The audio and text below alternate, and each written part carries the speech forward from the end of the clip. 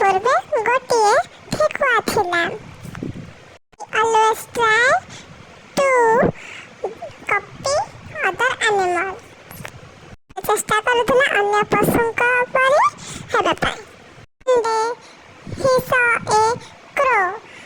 The crow was sitting on a tree and doing nothing. ଗୋଟେ ଦିନ ସେ ଗୋଟାଏ କାଉକୁ ଦେଖିଲା। କାଉଟି ଗଛ ଉପରେ ବସିଛି ଏବଂ କିଛି କରୁନି। It thought to do the same. ଠେକୁଆ ଚିନ୍ତା କଲା ସେ ସେମିତି କରିବା ପାଇଁ। Sat on the ground doing nothing when a fox saw him. ସେ ଯାଇକି ଗଛ ତଳେ ଭୂମି ଉପରେ ବସି ପଡ଼ିଲା ଏବଂ କିଛି କରୁନଥିଲା। ସେତେବେଳେ ଗୋଟାଏ ବିଲୁଆ ତାକୁ ଦେଖିଲା। Fox came near and ate him. ବିଲୁଆ ତା ପାଖକୁ ଆସିଲା ଏବଂ ତାକୁ ଖାଇଗଲା। ଆମେ ଏଇଥିରୁ ଏତିକି ଶିଖିଲେ ଯେ ଯେଉଁ ଜିନିଷ ନିଜକୁ ଠିକ୍ ଲାଗୁଛି ସେଇଟା କରିବା